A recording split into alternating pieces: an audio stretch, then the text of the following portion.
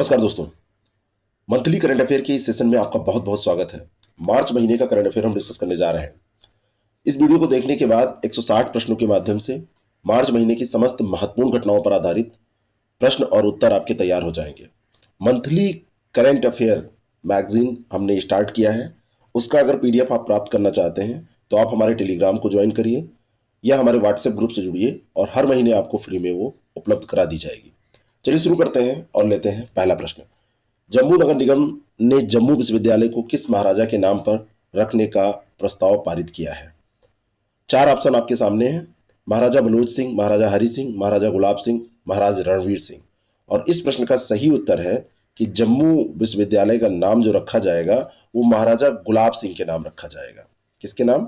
महाराजा गुलाब सिंह के नाम ये रखा जाएगा। इंपॉर्टेंट प्रश्न है, तैयार रखिएगा। कभी भी आपसे पूछा जा सकता है, क्योंकि जहां पर नया डेवलपमेंट होता है तो नए डेवलपमेंट वाले क्षेत्र से आपसे प्रश्न पूछे ही जाते हैं। तो यहां पर सही उत्तर महाराजा गुलाब सिंह है। 1846 में जम्मू कश्मीर के पहले सम्राट ये बने थे और ये डोगरा राजपूत परिवार के थे। कैरिकोम का मुख्यालय कहाँ है? कैरिकोम का जो मुख्यालय है वो स्थित है गुयाना में। कहां पर स्थित है? गुयाना में। और इसके बारे में थोड़ा सा हम जान लें। कैरिकोम का अर्थ है कैरिबियन कम्युनिटी। 1973 में इसको स्थापित किया गया था जॉर्ज टाउन गुयाना में। इसके मुख्यालय को 20 देशों का ये समूह है जिसमें 15 सदस्य राष्ट्र और 5 सहयोगी सदस्य हैं। किस विश्व चैंपियन बैडमिंटन खिलाड़ी को हाल ही में चौथी बार टाइम्स ऑफ इंडिया स्पोर्ट्स पुरस्कार में वर्ष का सर्वश्रेष्ठ खिलाड़ी चुना गया है? और वर्ष का सर्वश्रेष्ठ खिलाड़ी जो चुना गया है वो है पीवी सिंधु। कौन है? पीवी सिंधु। चौथी बार इनको चुना गया है टाइम्स ऑफ इंडिया स्पोर्ट्स पुरस्कारों के अंतर्गत, इसलिए इंपॉर्टेंट है। और पीवी सिंधु के बारे में अगर बात की जाए तो 2010 में उन्होंने पहली बार भारत की नेशनल टीम में जगह बनाई थी। 14 में कॉमनवेल्थ गेम्स में कांस्य पदक जीता था और इसी साल पहली बार दुनिया के टॉप 10 महिला बैडमिंटन खिलाड़ियों में शुमार हुई थी। नागरहोल टाइगर रिजर्व भारत के किस केंद्र शासित प्रदेश या राज्य में है? यही प्रश्न है। कहां पर है? तो नागरहोल है कर्नाटक में। कहां पर? कर्नाटक में। नागरहोल कर्नाटक में है और ये राजीव गांधी नेशनल पार्क के नाम से जाना जाता था। अभी इसका नाम बदल दिया गया है। ये नीलगिरी बायोस्फीयर रिजर्व का हिस्सा है। अब इसका नाम नागरहोल टाइगर रिजर्व कर दिया गया है। नागरहोल नदी के नाम पर इसका नाम रखा गया है। ओपीएलआईपी ओपेलिप किस संगठन द्वारा वित्त पोषित एक आदिवासी आजीविका विकास कार्यक्रम है? कौन सा संगठन इसको वित्त पोषण प्रदान कर रहा है या वित्त पोषण कर रहा है? BSNL, NTPC, IFAD, RBI. और इसका वित्त पोषण कर रहा है आईएफएडी। तो इसका सही उत्तर तो आईएफएडी हो जाएगा। आईएफएडी क्या है और ओपेलिप क्या है? तो Orissa Particularly vulnerable tribal groups empowerment and Livelihoods Improvement Programme, ये ओपेलेड है। और आईएफएडी जो है ये अंतर्राष्ट्रीय कृषि विकास निधि, international fund for agriculture development है, उसके द्वारा इसको वित्त पोषण किया जा रहा है। और उद्देश्य क्षमता निर्माण और बेहतर कृषि प्रथाओं के माध्यम से कमजोर आदिवासी समूह के बीच में जो रहने की स्थिति, उनकी जो दशाएं हैं, उनको सुधारना। 8 मार्च 2021 को मनाया गया अंतर्राष्ट्रीय महिला दिवस की थीम क्या है? बहुत इंपॉर्टेंट, मोस्ट इंपॉर्टेंट क्वेश्चन है। 8 मार्च को मनाया जाता है, ये भी आपका तैयार हो जाएगा। और इसकी जो थीम इस बार रखी गई है वह है महिला नेतृत्व, कोविड-19 की दुनिया में एक समान भविष्य को प्राप्त करना। तो ये इंपॉर्टेंट है, ध्यान रखिएगा। 8 मार्च को पूरे देश में मनाया जाता है। अशोला भट्टी वन्यजीव अभयारण्य कहाँ पर अवस्थित है? 4 राज्य आपके सामने हैं और असोला भट्टी स्थित है दिल्ली में। कहां पर? दिल्ली में। वन्यजीव अभयारण्य है और दिल्ली में ये स्थित है। सर्वोच्च न्यायालय द्वारा स्थापित रिस्क मैनेजमेंट बोर्ड ने असोला भट्टी वन्यजीव अभयारण्य की खानों में गैर प्रतिक्रियाशील या अक्रिय अपशिष्ट के डंपिंग के प्रस्ताव की समीक्षा है तो एक विशेषज्ञ समिति गठित करने का निर्णय लिया है, इसलिए चर्चा में आया है। और ये जो अक्रिय अपशिष्ट होता है वो ऐसा कचरा होता है जो ना तो जैविक रूप से प्रतिक्रियाशील है और ना ही रासायनिक रूप से। ठीक है, तो ये ना तो विघटित होता है और ना ही, या फिर आप कह सकते हैं कि ये बहुत धीरे धीरे विघटित होता है। Next question. किस देश की सरकार ने स्वाधीनता पुरस्कार 2021 प्रदान करने की घोषणा की है? भारत, बांग्लादेश, नेपाल या पाकिस्तान?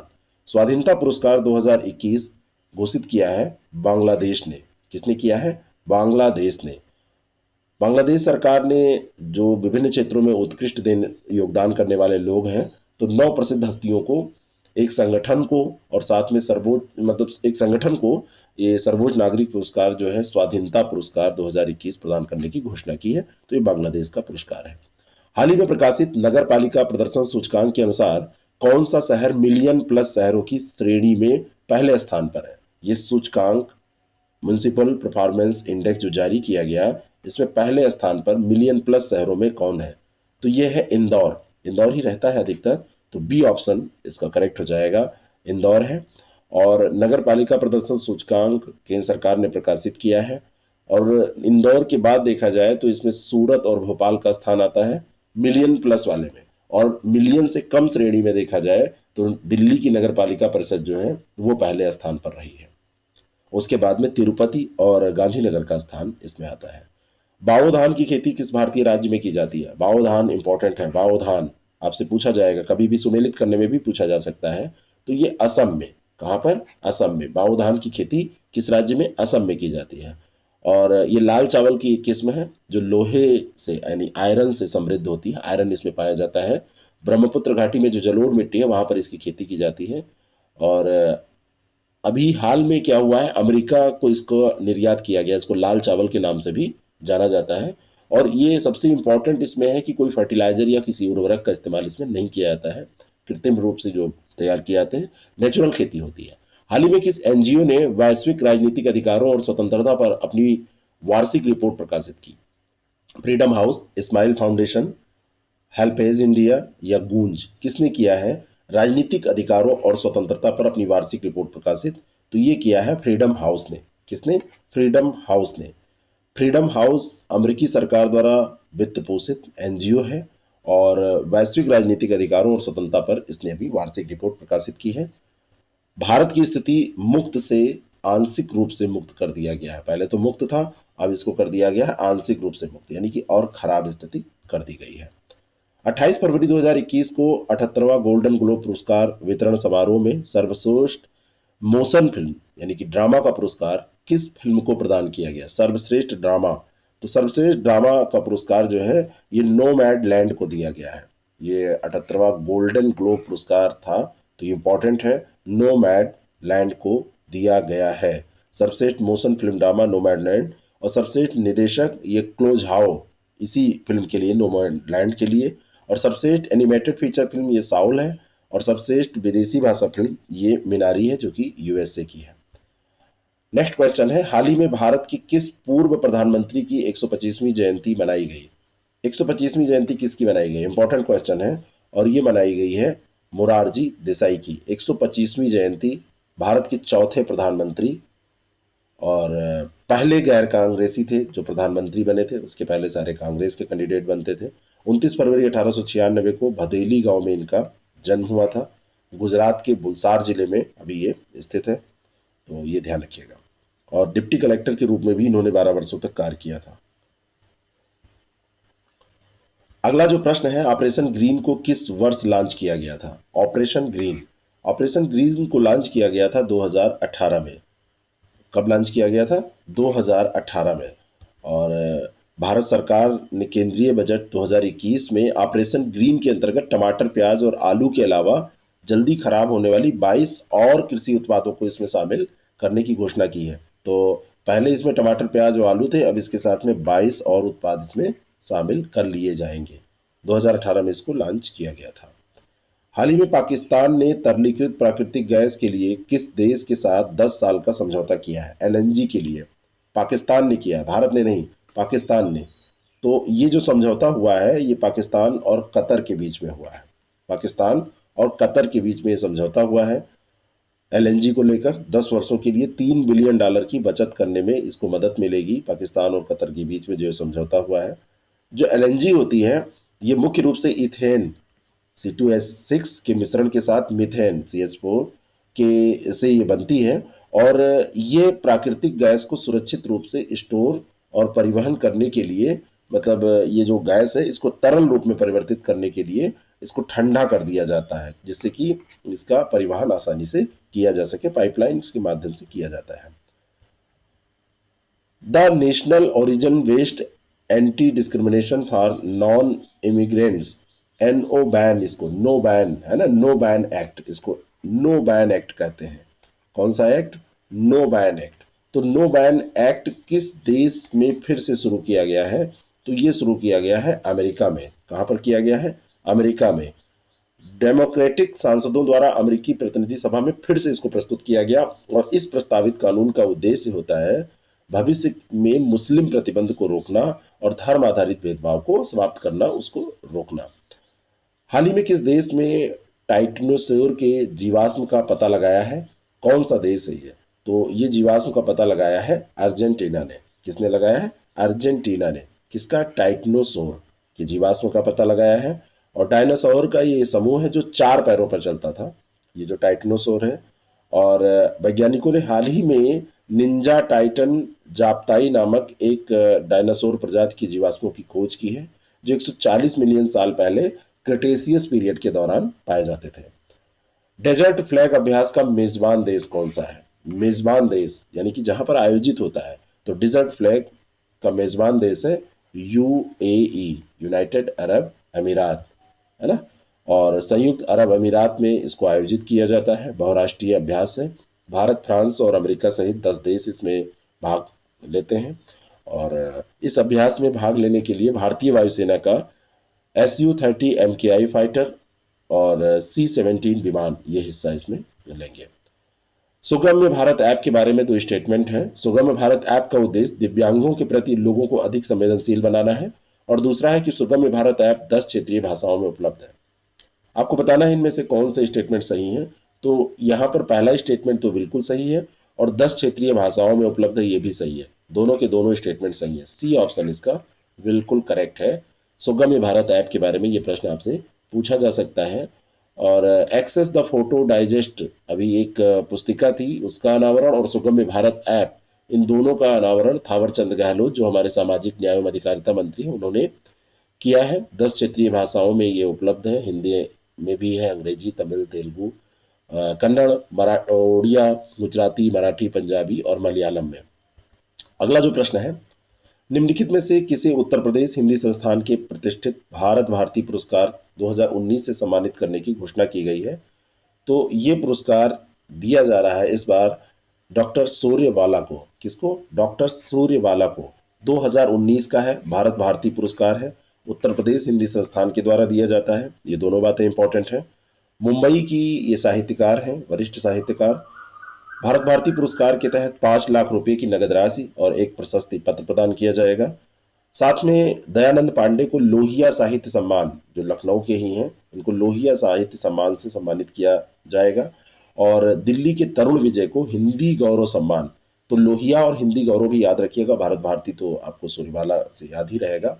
और भोपाल के रामेश्वर प्रसाद मिश्रा को महात्मा गांधी साहित्य सम्मान से सम्मानित किया जाएगा। तो यूपी से रिलेटेड ये पुरस्कार है, इसलिए बहुत ज्यादा इंपॉर्टेंट है। किस देश ने हाल ही में अपना पहला आर्कटिक निगरानी उपग्रह लॉन्च किया है? तो आर्कटिक निगरानी, आर्कटिक तो देश क्षेत्र से भी आप जान सकते हैं, और ये देश है रूस। कौन है? रूस। तो आर्कटिक निगरानी उपग्रह लॉन्च किया है किसने? रूस ने।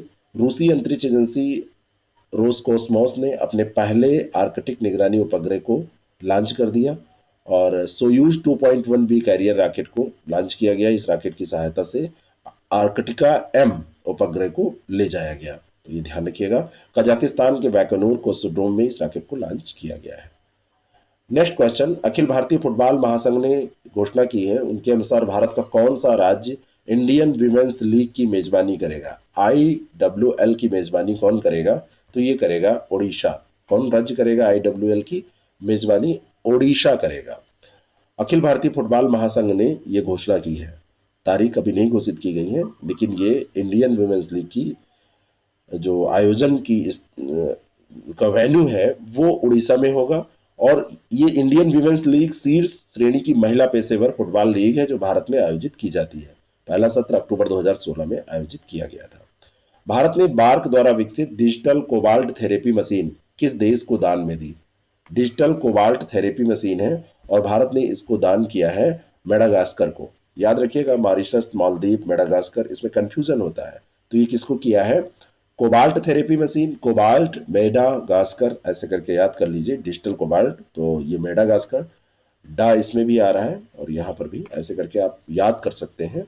तो मेडागास्कर को ये दिया है कैंसर उपचार के लिए, ये काम में आएगी। भाभा ने इसको बनाया है। प्रमोद चंद्र मोदी किस संगठन के अध्यक्ष हैं? प्रमोद चंद्र मोदी, ये जो अध्यक्ष हैं, ये सीबीडीटी के अध्यक्ष हैं। किसके? सीबीडीटी के ये अध्यक्ष हैं। मंत्रिमंडल की नियुक्ति समिति ने केंद्रीय प्रत्यक्ष कर बोर्ड यानी सीबीडीटी के अध्यक्ष के रूप में इनके कार्यकाल को अभी बढ़ाया था। 1982 बैच के ये आईआरएस हैं, भारतीय राजस्व सेवा के अधिकारी हैं। तो इनका ये कार्यकाल बढ़ाया गया है। राष्ट्रीय विज्ञान दिवस 2021 का विषय, राष्ट्रीय विज्ञान दिवस की तिथि को मनाया जाता है, ये भी आपको पता होना चाहिए। आप लोग किया या करिए कि कई चीज़ें जो आपको पता हुआ करें उसको कमेंट में टाइप कर दिया कीजिए, है ना। अगर आप इसको यूट्यूब पे देख रहे हैं तो कमेंट में इसको टाइप किया कीजिए। ये सोचा करिए कि इससे रिलेटेड आपको क्या क्या पता है। राष्ट्रीय विज्ञान दिवस 2021 की जो थीम है, future of science and technology and innovation, impact on education, skill and work, ये बी ऑप्शन इसका करेक्ट है। हर साल 28 फरवरी को ये मनाया जाता है। रमन प्रभाव की खोज के उपलक्ष्य में इसको मनाया जाता है। सीवी रमन ने रमन इफेक्ट की खोज इसी दिन की थी और उन्हें 1930 में नोबेल पुरस्कार से सम्मानित भी किया गया था। नेक्स्ट क्वेश्चन, अगला जो प्रश्न है, इसरो ने अपने पीएसएलवी C-51 रॉकेट का उपयोग करके कितने उपग्रहों को लॉन्च किया? तो ये इसरो ने अभी लॉन्च किया है 19 उपग्रहों को। कितने? 19 उपग्रहों को पीएसएलवी C-51, इसका नाम याद रखिएगा, इससे किया है 19 उपग्रहों को। तो C-51 जब पूछा जाएगा तब आप ये उत्तर देंगे। और भारत के polar satellite launch vehicle C-51 rocket को श्रीहरिकोटा से लॉन्च किया गया। ब्राजील, अमेरिका और भारत के ये उपग्रह थे जो 19 उपग्रह जो इसके अंतर्गत लॉन्च किए गए हैं। आपको बताना चाहता हूं कि अगर आप RO यूपीपीसीएस का एग्जाम दे रहे हैं तो हमारे पास इसके लिए टेस्ट सीरीज प्रोग्राम है, आप उसको ज्वाइन करके इसका लाभ उठा सकते हैं। आप हमारे ऐप के थ्रू इसको एक्सेस कर सकते हैं और कोई भी जानकारी आपको चाहिए तो 6307281212 पर हमें कांटेक्ट कर सकते हैं। टेस्ट सीरीज प्रोग्राम और फुल कोर्स जो प्रोग्राम है, ये जैसे यहाँ पर हम क्वेश्चन डिस्कस कर रहे हैं, एक स्तरीय क्वेश्चन, ऐसे ही क्वेश्चनों से वो बनाए जाते हैं, ऐसे क्वेश्चंस उसमें होते हैं और आपकी प्रैक्टिस अच्छी होती है। करंट अफेयर का मटेरियल भी उसमें आपको मिल जाता है। आपको उसमें प्रैक्टिस के लिए वो सारी चीज़ें मिल जाती हैं जो एग्जाम्स के लिए जरूरी हैं। अगला जो प्रश्न है, निम्नलिखित कथनों पर विचार करें। भारत की वित्त मंत्री निर्मला सीतारमण 26 फरवरी 2021 को G20 सेंट्रल बैंक गवर्नर की बैठक में शामिल हुई और यह इटली की अध्यक्षता में होने वाली पहली G20 सेंट्रल बैंक गवर्नर्स की बैठक थी। आपको बताना है कि इनमें से सही कौन सा है। पहला तो सही है कि वित्त मंत्री वहां पर गई थी और ये जो बैठक थी इसके बारे में आपको बताना चाहता हूं कि ये G20 सेंट्रल बैंक गवर्नर्स की पहली बैठक थी जो इटली की अध्यक्षता में आयोजित की गई थी। तो यहाँ पर दोनों के दोनों स्टेटमेंट सही हैं। सी ऑप्शन इसका बिल्कुल करेक्ट है। वित्त मंत्री ने G20 समकक्षों के साथ कोविड-19 महामारी और दुनिया के सबसे बड़े टीकाकरण अभियान के संबंध में भारत की नीति प्रक्रिया पर प्रकाश डाला। इसके अंतर्गत हाल ही में इसरो ने किस देश के अमेजोनिया फर्स्ट उपग्रह को लॉन्च किया? तो अमेजॉन के जो जंगल हैं वो कहाँ पाए जाते हैं? ब्राजील में। तो अमेजोनिया फर्स्ट जो उपग्रह है ये किसका है? ब्राजील का। पीएसएलवी C-51 के तहत जो 19 भेजे गए हैं उनमें ब्राजील का अमेजोनिया भी था।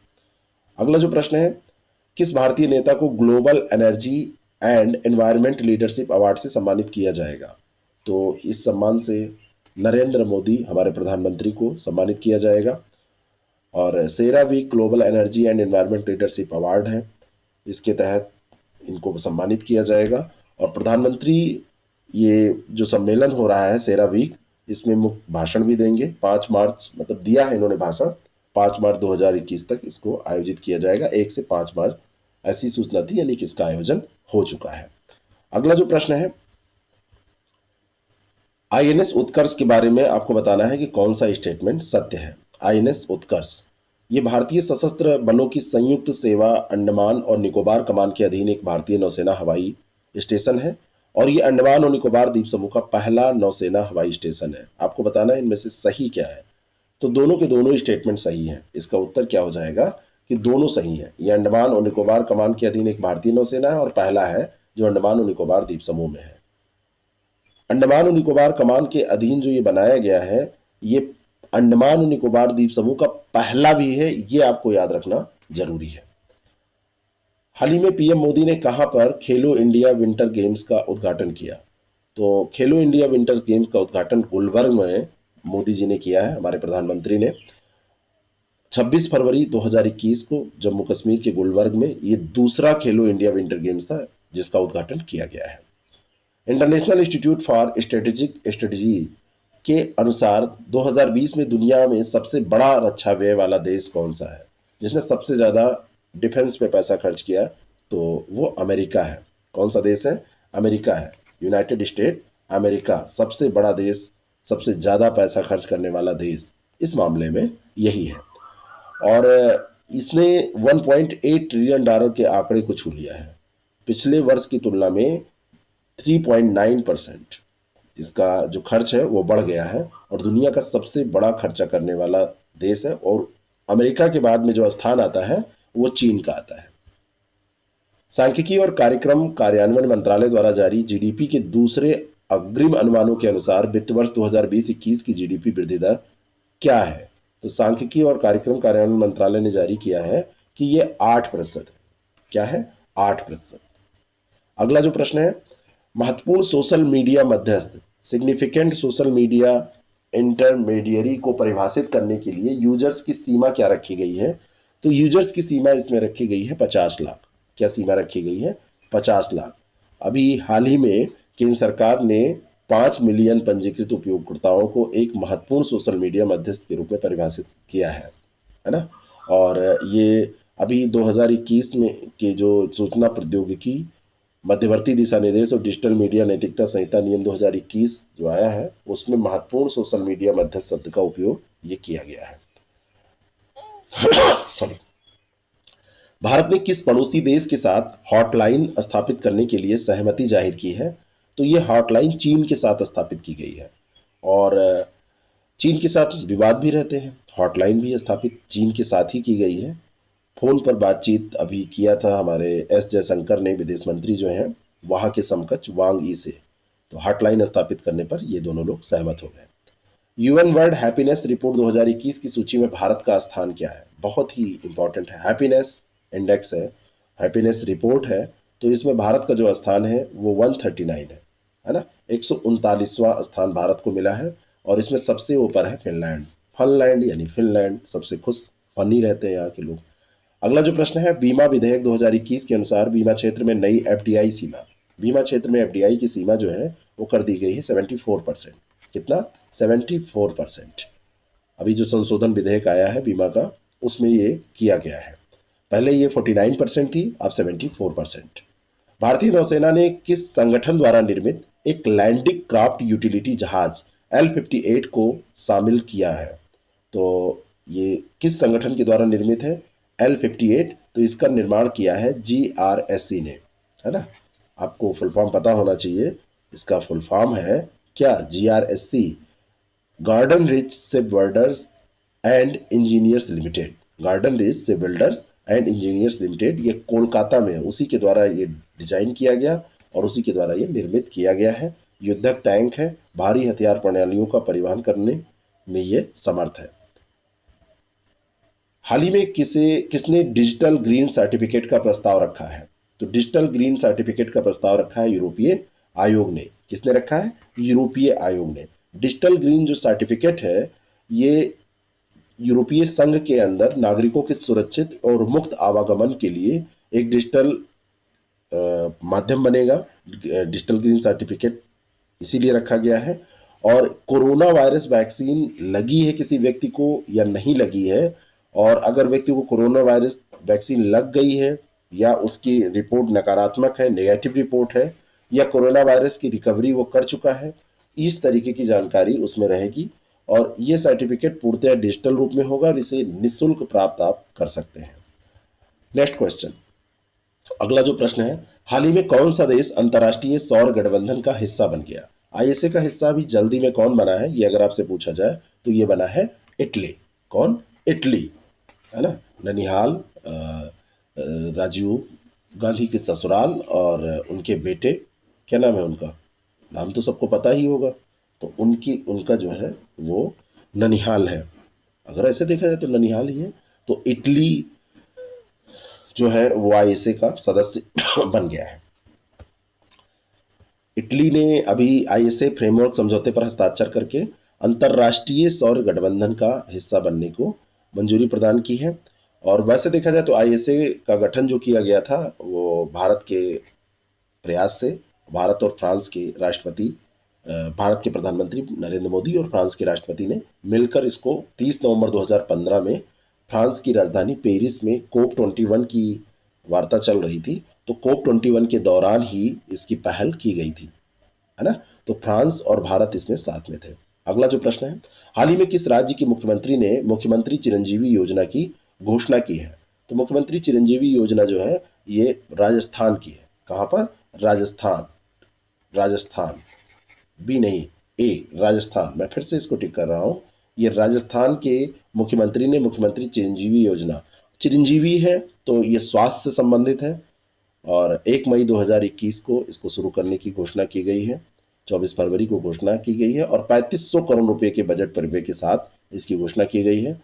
इसमें नर्सिंग कॉलेजों की स्थापना की जाएगी और यही सब स्वास्थ्य सुविधाओं पर ध्यान दिया जाएगा। इतना डिटेल आपको जानने की जरूरत नहीं है। हाल ही में किसे स्टॉप टीबी पार्टनरशिप बोर्ड के अध्यक्ष के रूप में नियुक्त किया गया है? Stop TB partnership board, stop TB partnership board का अध्यक्ष बनाया गया डॉक्टर हर्षवर्धन को। केंद्रीय स्वास्थ्य मंत्री हैं डॉक्टर हर्षवर्धन, और इन्हीं को स्टाफ टीबी पार्टनरशिप बोर्ड का अध्यक्ष नियुक्त किया गया है। भारत द्वारा टीबी के उन्मूलन की दिशा में उत्कृष्ट योगदान को मान्यता देने के लिए ये दिया गया है। जुलाई 2021 से 3 साल के कार्यकाल के लिए इस वैश्विक निकाय में अपनी सेवाएं डॉक्टर हर्षवर्धन देंगे। निम्नलिखित में से किसे आईसीसी महिला विश्व कप 2022 के आधिकारिक गीत के रूप में घोषित किया गया? आईसीसी महिला विश्व कप 2022 में जो आयोजित हो रहा है उसका आधिकारिक गीत क्या है? तो इस गीत का नाम है गर्ल गैंग। क्या नाम है? एक्चुअली ये महिला विश्व कप है तो इसका नाम क्या है, आधिकारिक गीत जो है ये गर्ल गैंग 2022 का जो आईसीसी महिला विश्व कप होगा। अगला प्रश्न, हाल ही में किस देश की संसद ने इच्छामृत को वैध बना दिया? तो इच्छामृत को वैध बनाया है कहाँ की संसद ने? स्पेन की संसद ने। स्पेन की संसद ने इच्छामृत को वैध बनाया है। मानसिक रूप से अगर कोई बीमार है या गंभीर रूप से घायल मरीज है जो अपनी पीड़ा को समाप्त करना चाहता है तो इच्छामृत वो स्वीकार कर सकता है, यानी कि उसको अपना सकता है, आप ऐसा कह सकते हैं। इंडियन ऑयल कॉरपोरेशन फिनर्जी जेवी इलेक्ट्रिक वाहनों के लिए बैटरी बनाने के लिए किस धातु के साथ लिथियम को रिप्लेस करेगा? इंडियन ऑयल कॉरपोरेशन और ये फिनर्जी जेवी इलेक्ट्रिक, ये मतलब जेवी जो है ये इलेक्ट्रिक वाहनों की जो बैटरी है उसको बनाने की ये बहुत महत्वपूर्ण कंपनी है जिसका आईओसी के साथ में ये टाई अप हुआ है।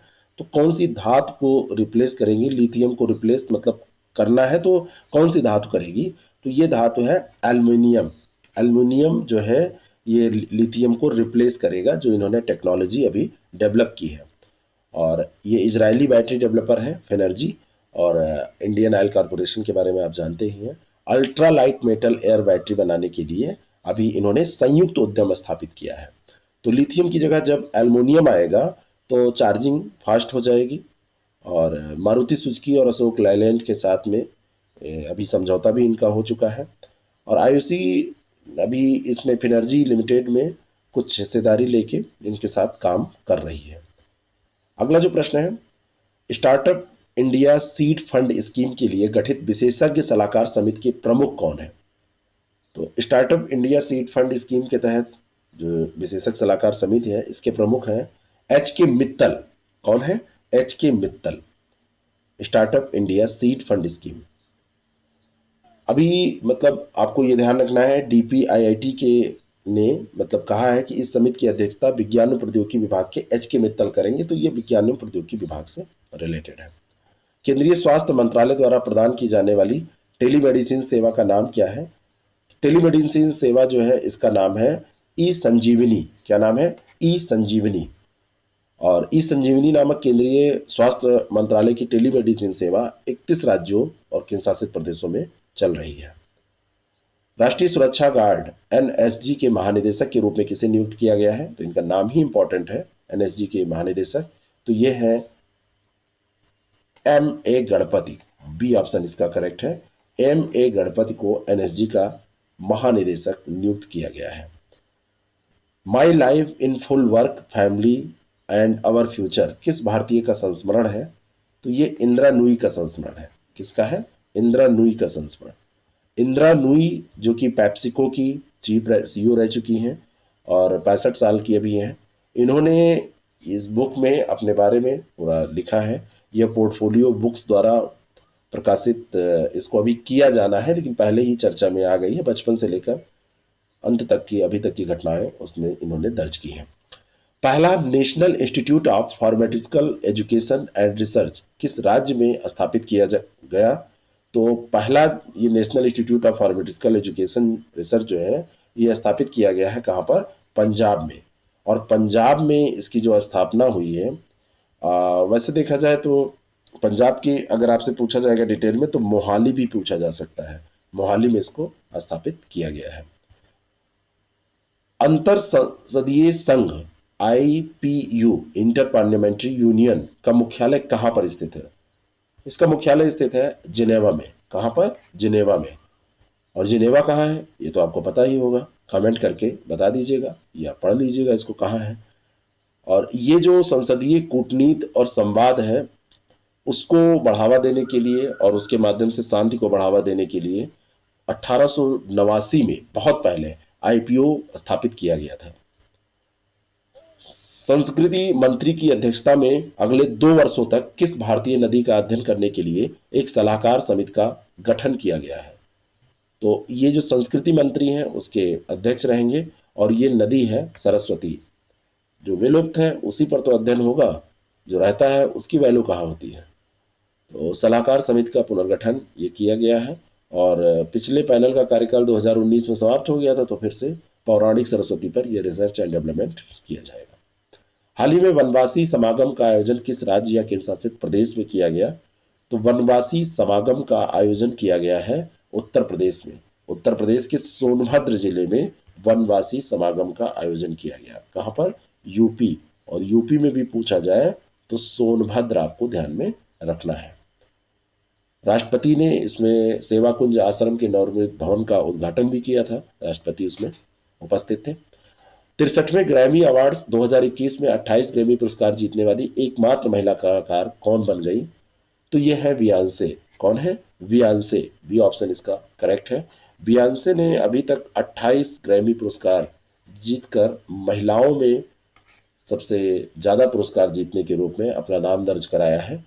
28 पुरस्कार। और उन्हें इस वर्ष सबसे बड़ी मात्रा में नामांकन भी मिले थे। 9 नामांकन उनको मिले थे। तो ग्रैमी अवार्ड्स में सबसे ज्यादा पुरस्कार जीतने वाली जो महिला है, ध्यान रखिएगा। संगठित क्षेत्र के लिए श्रम मंत्रालय का स्थापना आधारित नौकरी सर्वेक्षण वर्ष में कितनी बार किया जाता है? इसके लिए संगठित क्षेत्र के लिए ऑर्गेनाइज सेक्टर जो है उसके लिए तो ये कितनी बार किया जाता है? तो ये त्रैमासिक किया जाता है। ये उत्तर यहाँ पर होना चाहिए, मतलब 4 बार ऐसे लिखा होना चाहिए। कितनी बार जब पूछा जा रहा है, लेकिन कई बार ऐसे प्रश्न सेट कर दिए जाते हैं, तो इसका ए ऑप्शन होना चाहिए 4 बार। 4 बार त्रैमासिक किया जाता है तो साल भर में 4 बार ये किया जाएगा। किस भारतीय निकाय ने India fintech AUSD 100 billion opportunity report जारी की है? और ये रिपोर्ट जारी की है किसने? फिक्की ने। किसने जारी की है? फिक्की ने। फिक्की का फुल फॉर्म तो आपको पता ही होना चाहिए। फिक्की का फुल फॉर्म किसको किसको पता है? Federation of Indian chambers of commerce and industry और बोस्टन कंसल्टिंग ग्रुप, इसने मिलके इंडिया फिनटेक, है ना, AUSD 100 बिलियन अपॉर्चुनिटी ये रिपोर्ट जारी की है। और भारत के फिनटेक उद्योग का जो कुल मूल्य है वो 50 से 60 डॉलर बिलियन डॉलर मतलब अमेरिकी डॉलर है ये। और इस रिपोर्ट में 2025 तक फिनटेक इंडस्ट्री का मूल्य 150 से 160 बिलियन डॉलर होने का अनुमान लगाया गया है। भारत ई मार्केट किस निकाय द्वारा लॉन्च किया गया है? जो कि एक ई कॉमर्स पोर्टल है। तो ई मार्केट जो लॉन्च किया गया है, ये CAIT के द्वारा लॉन्च किया गया है। भारत ई मार्केट, ये भी पूछा जा सकता है कि ये है क्या। तो ये ई कॉमर्स पोर्टल है और इसको confederation of all India traders, ये व्यापारियों का शीर्ष निकाय है, CAIT, confederation of all India traders, इसने अपने आगामी ई कॉमर्स पोर्टल भारत ई मार्केट के लिए एक अभी मोबाइल एप्लीकेशन लॉन्च किया था। तो ये एप्लीकेशन व्यवसायों और सेवा प्रदाताओं को पोर्टल पर पंजीकरण करने और अपनी खुद की वर्चुअल दुकान या ई दुकान बनाने में समर्थ करेगा। अगला जो प्रश्न है, इसरो ने उपग्रह डेटा का उपयोग करके वायु गुणवत्ता निगरानी के लिए किस देश की अंतरिक्ष एजेंसी के साथ साझेदारी की है? इसरो ने की है, वायु गुणवत्ता की निगरानी के लिए की है, किस देश के साथ की है? तो इसरो ने किया है इसको जापान के साथ में। किसके साथ? जापान के साथ में। और वहां की जो एजेंसी है जापान की, वह है जाक्सा, और उपग्रह डेटा का उपयोग करके चावल की फसल के क्षेत्र और वायु गुणवत्ता की निगरानी पर यह कार्य करेंगे। तो चावल की फसल में पर भी ये काम करेंगे और साथ में वायु गुणवत्ता पर। विश्व की सबसे शक्तिशाली सुपर कंप्यूटर, विश्व का सबसे शक्तिशाली सुपर कंप्यूटर कौन सा है? तो यह है फुगाकू। और फुगाकू जो है, ये कहाँ का कंप्यूटर है? फुगाकू जापान का कंप्यूटर है। पूरी तरीके से अब ये डेवलप हो गया है, कई सालों से, 2 सालों से ये चर्चा में चल रहा था। और जापानी वैज्ञानिक अनुसंधान संस्थान है रिकेन और फिजिस्तु, इसने जापान की कंप्यूटिंग इंफ्रास्ट्रक्चर में वृद्धि करने के उद्देश्य से 6 वर्ष पूर्व इस सुपर कंप्यूटर पर कार्य करना शुरू किया था। और फुगाकू सुपर कंप्यूटर जापान के सुपर कंप्यूटर की तुलना में 100 गुना अधिक प्रदर्शन क्षमता रखता है। तो यहाँ के सुपर कंप्यूटर भी है जापान का और फुगाकू भी है। तो फुगाकू ये सुपर कंप्यूटर है, द्रुततम गति से चलने वाला। प्रधानमंत्री ने 12 मार्च 2021 को कहां पर आजादी के अमृत महोत्सव इंडिया एट 75 का उद्घाटन किया? अमृत महोत्सव का, तो इसका उद्घाटन उन्होंने अहमदाबाद के साबरमती आश्रम में किया। प्रधानमंत्री मोदी ने, पूरे देश में वैसे ये कार्यक्रम मनाए गए इस पर, आजादी का अमृत महोत्सव, भारत की स्वतंत्रता की 75वीं वर्षगांठ, ये इसका उद्देश्य था, इसको सेलिब्रेट करना। और इसके लिए राष्ट्रीय क्रियान्वयन समिति भी बनाई गई जिसके अध्यक्ष हैं गृह मंत्री अमित शाह। 12 मार्च 2021 से ये प्रारंभ किए गए और 15 अगस्त 2022 से 75 सप्ताह पूर्व आयोजित ये किए जा रहे हैं। तब तक ये चलेंगे क्योंकि हमारे देश की आज़ादी का 75 साल पूरा हो रहा है, इस कारण से उसी के उपलक्ष्य में इसको मनाया जा रहा है। हाल ही में कितने लेखकों को साहित्य अकादमी पुरस्कार 2020 से सम्मानित किया गया? तो इसमें लेखकों की जो संख्या है वो है 20। इसमें वीरप्पा मोइली और अरुंधति सुब्रमण्यम, इनको भी ये पुरस्कार दिया गया है, साहित्य अकादमी पुरस्कार 2020। एपेडा, APEDA किस केंद्रीय मंत्रालय के तहत स्थापित किया गया? तो अपेडा की स्थापना जो की गई है वो वाणिज्य और उद्योग मंत्रालय के तहत की गई है। कृषि और प्रसंस्कृत खाद्य उत्पाद निर्यात विकास प्राधिकरण, यह अपेडा का फुल फॉर्म है और इसकी स्थापना वाणिज्य और उद्योग मंत्रालय के तहत की गई है। कृषि और प्रसंस्कृत खाद्य उत्पादों के निर्यात को बढ़ावा देने के लिए अभी इसने वर्चुअल व्यापार मेला शुरू किया, इस कारण से चर्चा में रहा। हाल ही में लॉन्च की गई एक्सेलरेटर बैंगलोर XB पहल के लाभार्थी कौन है? महिलाओं के स्वामित्व वाले जो सूक्ष्म व्यवसाय हैं वो इससे लाभ प्राप्त करेंगे एक्सेलरेटर बैंगलोर से, ध्यान रखिएगा। और एक्सेलरेटर बैंगलोर जो है ये क्यूरेटेड 6 महीने का एक्सेलरेटर प्रोग्राम है और इसमें महिलाओं के स्वामित्व वाले सूक्ष्म व्यवसाय हैं उनको लाभ प्रदान किया जाएगा।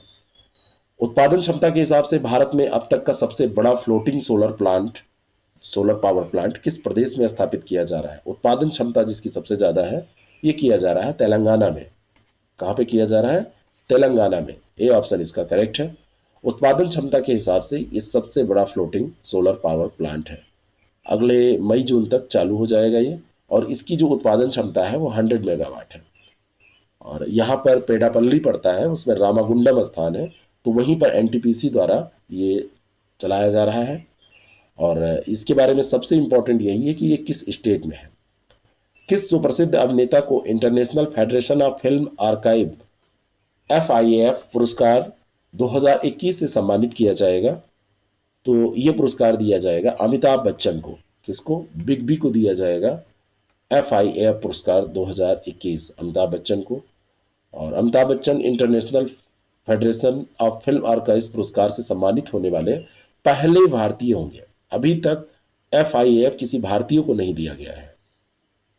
और अमिताभ बच्चन को ये पुरस्कार फिल्म विरासत के संरक्षण में उनके योगदान और समर्पण हेतु प्रदान किया जा रहा है।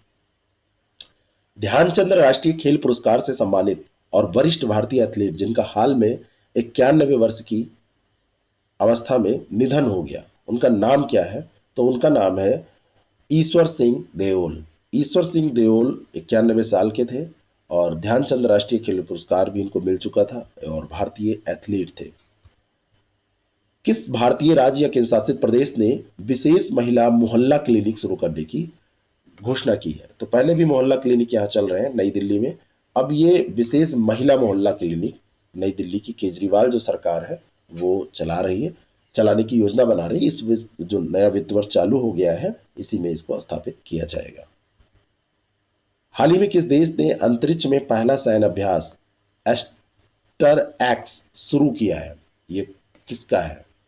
और ये देश है फ्रांस। फ्रांस ने अभी सैन्य अभ्यास जो किया एस्टर एक्स, सम्मिलित करके भी आपसे ये पूछा जा सकता है किन देशों का कौन सा अभ्यास है।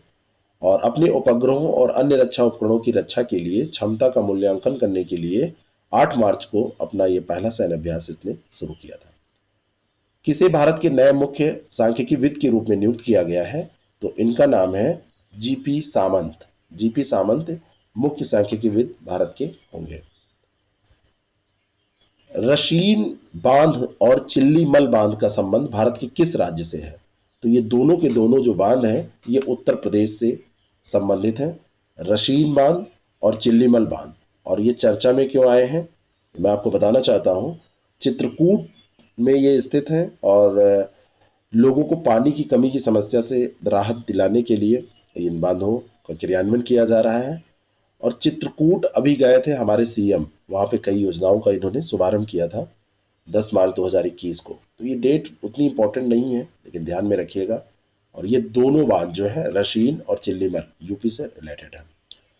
निम्नलिखित में से राष्ट्रीय सामाजिक सहायता कार्यक्रम में शामिल योजनाएं कौन सी हैं? पहला है इंदिरा गांधी राष्ट्रीय वृद्धावस्था पेंशन योजना, और दूसरी है राष्ट्रीय पारिवारिक लाभ योजना, और तीसरी है अन्नपूर्णा योजना। तो NSAP में कौन कौन शामिल हैं? तो ये तीनों की तीनों योजनाएं, इंदिरा गांधी राष्ट्रीय वृद्धावस्था पेंशन, राष्ट्रीय पारिवारिक लाभ और अन्नपूर्णा, ये तीनों शामिल हैं NSAP में। राष्ट्रीय सामाजिक सहायता कार्यक्रम में इनको शामिल किया गया है। राष्ट्रीय सामाजिक सहायता कार्यक्रम ग्रामीण विकास मंत्रालय का एक कार्यक्रम है और 15 अगस्त 1995 को ये शुरू किया गया था। ये बहुत इंपॉर्टेंट है। इसमें 5 योजनाएं ये शामिल हैं, जो 3 हमने बताई वो। इसके अलावा राष्ट्रीय पारिवारिक लाभ योजना भी इसमें शामिल है और राष्ट्रीय विकलांगता पेंशन योजना भी इसमें शामिल है। तो विधवा, वृद्धावस्था, विकलांगता, अन्नपूर्णा और राष्ट्रीय पारिवारिक लाभ योजना, ये सब NSAP में शामिल है। 5 योजनाएं हैं, इंपॉर्टेंट है, ध्यान रखिएगा। नेक्स्ट क्वेश्चन, हाल ही में हेलीकॉप्टर दुर्घटना में मारे गए ओलिवियर डसाल्ट किस देश के राजनीतिज्ञ और अरबपति थे? तो नाम से ही आप जान सकते हैं इनका संबंध फ्रांस से था। हेलीकॉप्टर दुर्घटना में अभी ये समाप्त हो गए। राजनीतिज्ञ भी थे और उत्तर पश्चिमी प्रांत में एक हेलीकॉप्टर दुर्घटना में ये अरबपति भी थे, ये भी ध्यान रखिएगा। और डसाल्ट विमान बनाने वाले परिवार से इनका ताल्लुक था और उसी में देखिए चले गए। कई बार ऐसा भी होता है। भारत की आज़ादी के 75 वर्षों के उपलक्ष्य में गठित समिति के प्रमुख कौन है? तो मैंने अभी आपको बताया था कि इसके जो प्रमुख हैं, यानी कि जो समिति गठित की गई है उसके प्रमुख है प्रधानमंत्री, है ना। और जो कार्यक्रम मनाए जा रहे हैं वो गृह मंत्री के तत्वाधान में मनाए जा रहे हैं। केंद्र सरकार ने प्रधानमंत्री की अध्यक्षता में भारत की आज़ादी के 75 वर्षों के उपलक्ष्य में एक समिति का गठन किया है और पूर्व राष्ट्रपति प्रतिभा पाटिल, पूर्व प्रधानमंत्री मनमोहन सिंह और HD देवेगौड़ा, ये सब भी इसमें शामिल हैं। 259 सदस्य इसमें हैं, लेकिन अध्यक्षता कौन करेंगे? मोदी जी। किन देशों के बीच संयुक्त युद्धाभ्यास दस्तलिक आयोजित किया जा रहा है? तो दस्तलिक युद्धाभ्यास किसके बीच हो रहा है? दस्तलिक युद्धाभ्यास जो है ये भारतीय सेना और उज्बेकिस्तान की सेना के बीच में हो रहा है। दस्तलिक भारतीय सेना और उज्बेकिस्तान की सेना के बीच में आयोजित किया जा रहा है। आतंकवाद विरोधी अभियान पर आधारित है और इसका उद्देश्य है दोनों देशों के बीच में सैन्य संबंध को बढ़ाना। वायरस पासपोर्ट किस देश द्वारा शुरू किया गया? वायरस शुरू किसने किया था? कोरोना किसने शुरू किया था? उसी ने वायरस पासपोर्ट भी जारी किया है। खतरनाक है ये, चीन। और मूल रूप से ये चीन के अंतर्राष्ट्रीय यात्रियों हेतु एक स्वास्थ्य प्रमाण पत्र है। और ये डिजिटल प्रमाण पत्र जो है, इसमें उपयोगकर्ता की टीकाकरण की स्थिति और उसके वायरस परीक्षण परिणामों का विवरण दिया रहेगा। जैसे अभी ग्रीन पासपोर्ट के बारे में बात की गई थी, वैसे ही है ग्रीन प्रमाण पत्र जो था यूरोपियन कंट्रीज का। हाल ही में किस राज्य में देश के पहले वन चिकित्सा केंद्र का उद्घाटन किया गया? पूरे देश में ये पहला वन चिकित्सा केंद्र है और इसका उद्घाटन किया गया है उत्तराखंड में। कहां पर? उत्तराखंड में इसका उद्घाटन किया गया है। और उत्तराखंड विभाग के अनुसंधान विंग द्वारा वनों के उपचारात्मक गुणों और समग्र स्वास्थ्य एवं कल्याण पर उसके प्रभाव को लेकर किए गए व्यापक शोध के बाद इसको शुरू किया गया है रानीखेत में। उत्तराखंड में पड़ता है रानीखेत, वहां पर। हाल ही में किस राज्य के मुख्यमंत्री ने अपने पद से इस्तीफा दिया? तो ये भी इंपॉर्टेंट ही है, और ये दिया था उत्तराखंड। त्रिवेंद्र सिंह रावत ने 8 मार्च 2021 को उत्तराखंड के मुख्यमंत्री के रूप में जो कार्य कर रहे थे उस पद से इस्तीफा दे दिया। 2017 की शुरुआत में विधानसभा चुनाव में भाजपा की जीत के बाद ये सीएम बने थे और राज्यपाल वहां पर बेबी राय है। और उन्होंने बेबी राय मौर्य से मुलाकात के बाद में ये इस्तीफा उनको सौंप दिया। निम्नलिखित कथनों पर विचार करें। 2 स्टेटमेंट है। वर्तमान में भारत में 38 विश्व विरासत संपत्तियां हैं। दूसरा है कि विश्व धरोहर स्थलों की सूची यूनेस्को की विश्व विरासत समिति द्वारा प्रशासित अंतरराष्ट्रीय विश्व धरोहर कार्यक्रम द्वारा तैयार की जाती है। तो क्या ये 38 है? पहले ये देखिए, और फिर ये इसके द्वारा तैयार की जाती है अगर, तो दोनों के दोनों सही है। तो दोनों के दोनों स्टेटमेंट यहाँ पर सही है। 38 ये विश्व विरासत संपत्तियां हैं। और इसके अलावा भारत में 42 स्थलों को संभावित सूची में भी सूचीबद्ध किया गया है। और सूची ये विश्व विरासत समिति के द्वारा प्रकाशित अंतर्राष्ट्रीय विश्व धरोहर कार्यक्रम के द्वारा तैयार की जाती है। दोनों स्टेटमेंट यहाँ पर सही है। द हेरिटेज फाउंडेशन द्वारा किस देश को आर्थिक स्वतंत्रता सूचकांक में पहला स्थान दिया गया है? तो आर्थिक स्वतंत्रता सूचकांक में पहला स्थान दिया गया है किसको? सिंगापुर को। किसको दिया गया है? सिंगापुर को। और ये जारी किसके द्वारा किया गया है? द हेरिटेज फाउंडेशन के द्वारा। याद कर लिया कीजिए इसी समय। 121वां स्थान भारत का है इसमें। 121, सिंगापुर प्रथम और भारत जो है 121वें स्थान पर है। किस टेक्नोलॉजी कंपनी ने भारत में women will web portal launch किया है? कौन सी कंपनी है women will web portal launch करने वाली? तो ये है गूगल। किसने लॉन्च किया है? गूगल ने। फेसबुक और गूगल में कंफ्यूजन होता है, तो वुमेन विल गूगल याद रखिएगा। उन महिलाओं को मार्गदर्शन प्रदान करना इसका उद्देश्य है जो उद्यमी बनना चाहती हैं। और गूगल ने भी इंटरनेट साथी पहल को बंद करने की घोषणा की है। 6 वर्षों में इस पहल से ग्रामीण क्षेत्र में 30 मिलियन से अधिक महिलाओं को इसने बताया कि उसने प्रशिक्षित किया है। अब ये इंटरनेट साथी पहल बंद कर रहा है और वुमेन बिल ये स्टार्ट कर रहा है। आपको मैं बताना चाहता हूं कि अगर आप RO ARO का एग्जाम दे रहे हैं तो उसके लिए GS और हिंदी का फुल कोर्स भी हमारे पास है। उसमें पूरा material, videos, lectures, test series, ये सब आपको दी जाएंगी। अगर आप इसमें रुचि रख रहे हैं तो 6307281212 ये हमारी टीम का वर्क है और बहुत अच्छे तरीके से इसको बनाया गया है। उस पर कांटेक्ट करके या हमारे ऐप IAS प्रेप एकेडमी को डाउनलोड करके वहां से आप इसको एक्सेस कर सकते हैं। ये जो घटनाएं हम डिस्कस कर रहे हैं, हमारी मंथली मैगजीन स्टार्ट हो चुकी है, तो मंथली मैगजीन में आप इसको पढ़ सकते हैं। फ्री ऑफ कास्ट वो आपको प्रोवाइड कराई जा रही है और उस मैगजीन को आप डाउनलोड कर सकते हैं हमारे टेलीग्राम चैनल से IAS प्रेप एकेडमी, या हमारे ऐप और हमारी वेबसाइट से UPPSCtarget.com से। भारतीय नौसेना के जहाज INS कुलिस और INS सुमेधा ने पहली बार किस देश के बंदरगाह का दौरा किया? INS कुलिस है और INS सुमेधा, और इसने दौरा किया है बांग्लादेश। कहाँ का? बांग्लादेश का दौरा किया है। स्वर्णिम विजय वर्ष 1971 के मुक्ति संग्राम को मनाने के लिए ये दौरा किया गया है। हाल ही में खबर में रहा सिंगोरगढ़ किला किस राज्य या केंद्र शासित प्रदेश में स्थित है? तो सिंगोरगढ़ का जो किला है ये स्थित है मध्य प्रदेश में। और ये चर्चा में क्यों रहा है? मध्य प्रदेश में दमोह जिले में जो ये स्थित है, इसके संरक्षण कार्यों का भी उद्घाटन राष्ट्रपति रामनाथ कोविंद ने किया है। ठीक है, इस कारण से चर्चा में रहा। हजारा जातीय समूह का संबंध कहां से है? हजारा जातीय समूह का संबंध है अफगानिस्तान से। कहां से? अफगानिस्तान से। और ये हजारा जो जनजाति है, हजारा जत पहाड़ी क्षेत्र है, वहां पर ये रहती हैं। और हजारा जातीय समूह अफगानिस्तान के सबसे उत्पीड़ित समूहों में से एक माना जाता है। विषय आधारित क्यूएस वर्ल्ड यूनिवर्सिटी रैंकिंग 2021 में भारत के कितने संस्थानों को शीर्ष 100 में रखा गया है? तो भारत के जो संस्थान हैं उनकी संख्या है 12। 12 संस्थानों को यूनिवर्सिटी रैंकिंग, जो क्यूएस वर्ल्ड यूनिवर्सिटी रैंकिंग है, उसमें शीर्ष 100 में रखा गया है। और जो विश्व के 100 शीर्ष संस्थान में जगह बनाने में सफल रहे भारत के 12 संस्थान: IIT Mumbai, IIT Delhi, IIT Madras, IIT Kharagpur, IIT Bangalore, IIT Guwahati, IIM Bangalore, IIM Ahmedabad, JNU, Anna विश्वविद्यालय, दिल्ली विश्वविद्यालय और ओपी जिंदल विश्वविद्यालय इसमें शामिल है। ठीक है, आईआईटी मद्रास को पेट्रोलियम इंजीनियरिंग विषय के लिए विश्व में 30वां स्थान दिया गया है, ये भी ध्यान में रखिएगा। नेक्स्ट क्वेश्चन है, जीवन यापन सुगमता सूचकांक ईज ऑफ लिविंग इंडेक्स 2020 किसके द्वारा जारी किया गया? ईज ऑफ लिविंग इंडेक्स जो जारी किया गया है, ये आवासन और शहरी कार्य मंत्रालय के द्वारा जारी किया गया है। 2020 का जो ये रैंकिंग जारी की गई है, इसमें गुणवत्ता और शहरी विकास के लिए की जा रही विभिन्न पहलों के प्रभाव का आकलन इसमें किया गया है। ओपेन लिप क्या है? ओपेन लिप अभी पहले भी चर्चा हमने की है। तो ओपेन लिप क्या है? एक आदिवासी आजीविका विकास कार्यक्रम है। आदिवासी आजीविका विकास कार्यक्रम है।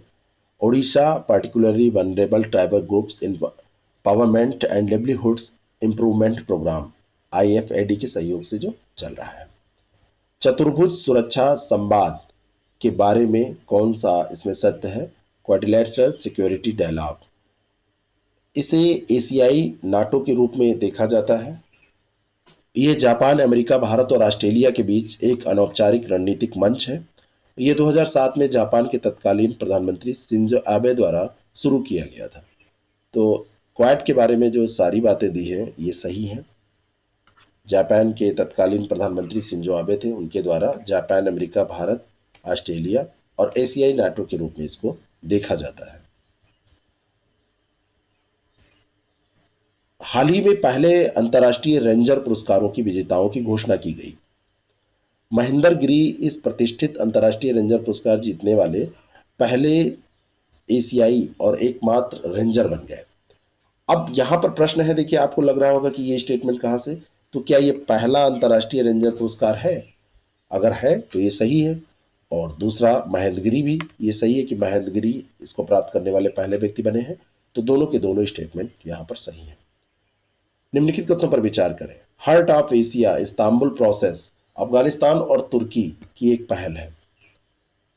भारतीय पक्ष की ओर से अफगानिस्तान में 9वें हार्ट ऑफ एशिया इस्तांबुल में विदेश मंत्री एस जयशंकर ने भाग लिया। तो ये दोनों के दोनों स्टेटमेंट सही है ना। ये heart of Asia Istanbul process जो है, हाउ IP, ये अफगानिस्तान और तुर्की की पहल है और इसमें हमारे जो विदेश मंत्री हैं एस जयशंकर ने पार्टिसिपेट किया है। Grant Assistant for Grass Root Projects GGP ये क्या है? GGP ये क्या है? ये जापान की एक वित्तीय सहायता योजना है, Grant Assistant for Grass Root Projects.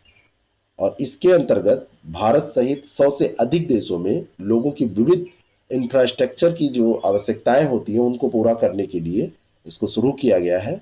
और जापान द्वारा इसमें क्या किया जाएगा? ग्रांट दिया जाएगा, अनुदान प्रदान किया जाएगा। जापान की जो ये योजना है ये 1989 से चल रही है और ग्रास रूट परियोजनाओं के लिए अनुदान सहायता भारत सहित 100 से अधिक देशों को इसके अंतर्गत दी जा रही है। हाल ही में भारत ने सड़क निर्माण परियोजनाओं के लिए किस देश को 800 करोड़ रुपए की वित्तीय सहायता प्रदान की? तो भारत ने नेपाल को 800 करोड़ रुपए की वित्तीय सहायता दी है। नेपाल को जब ऐसी सहायता जरूरी होती है तो वो कहता है हम चाइना के साथ जा रहे हैं बिल्कुल जा रहे हैं। तो भारत कहता है रुको, लो कुछ ले लो पैसा ऐसा। हाल ही में किसे सरस्वती सम्मान 2020 से सम्मानित किए जाने की घोषणा की गई है? तो ये है शरण कुमार लिम्बाले, डॉक्टर शरण कुमार लिम्बाले, सरस्वती सम्मान 2020। ये एक मराठी लेखक है, एक ये ध्यान रखना है। और इनकी पुस्तक है सनातन, इसको इसके अंतर्गत दिया जा रहा है पुरस्कार। के बिरला फाउंडेशन के द्वारा 1991 में सरस्वती सम्मान शुरू किया गया था। निम्नलिखित कथनों पर विचार करें। हर साल उड़ीसा राज्य 1 अप्रैल को उत्कल दिवस मनाता है।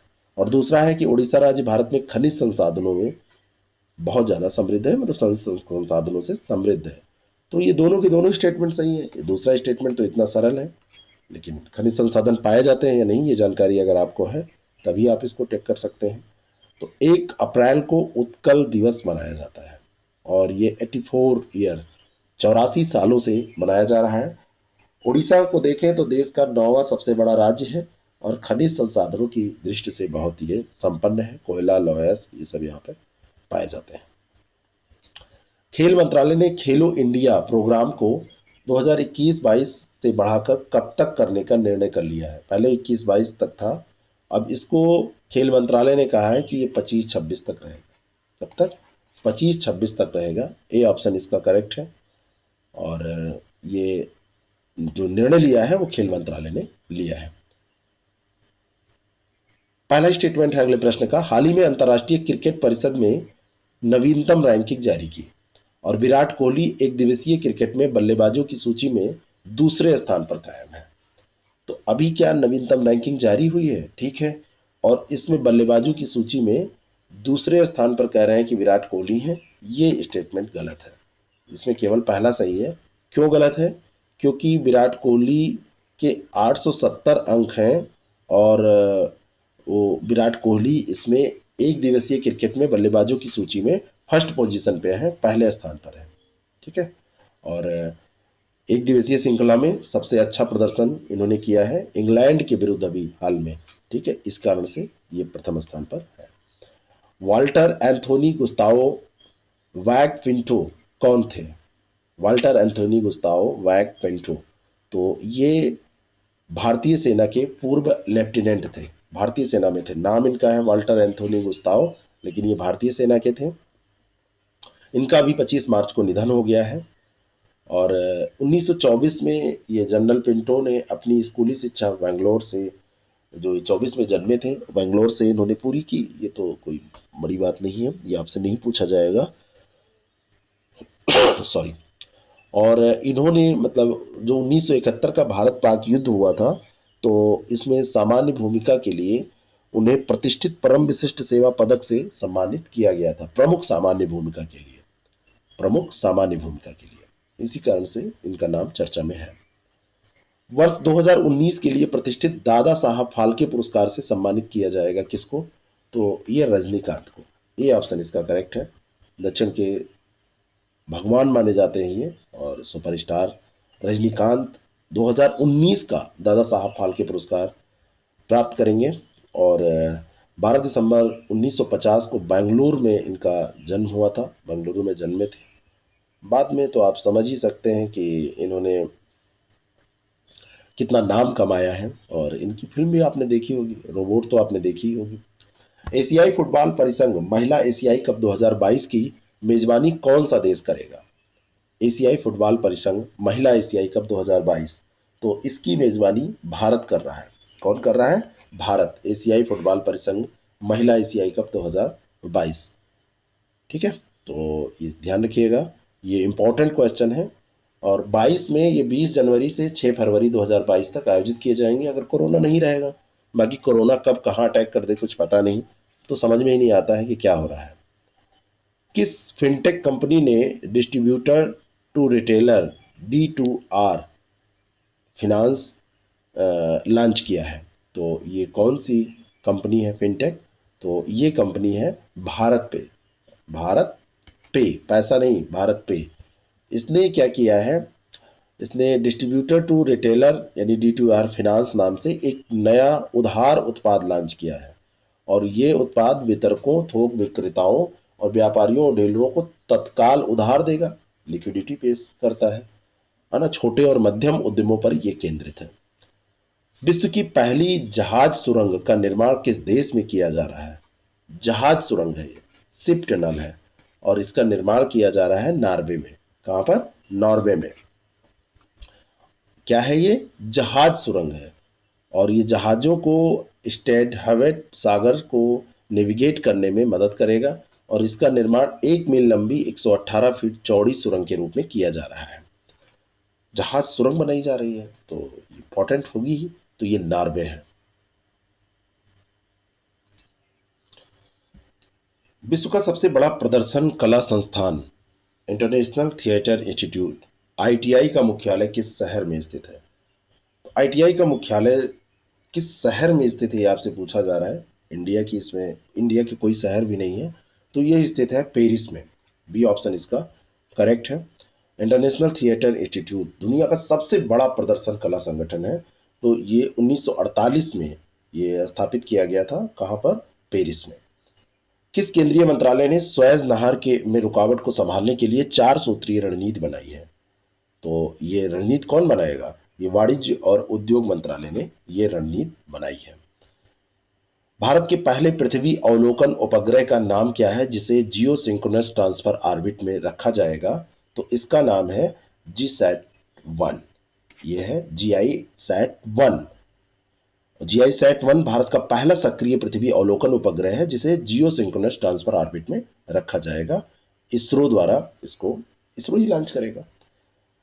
एवर गिवन क्या है जो हाल ही में खबरों में था? तो एवर गिवन जो है ये एक कार्गो शिप है, जो खबरों में रहा।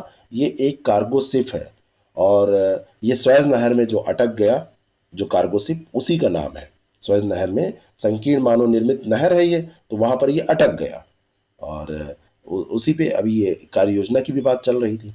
कौन सी संस्था वार्षिक विश्वव्यापी रिपोर्ट वर्ल्ड इकोनॉमिक आउटलुक जारी करती है? तो ये जारी करती है IMF, अंतर्राष्ट्रीय मुद्रा कोष। इंटरनेशनल मॉनेटरी फंड जो IMF है वो वर्ल्ड इकोनॉमिक आउटलुक जारी करती है। 6 अप्रैल को ये जारी की जाएगी।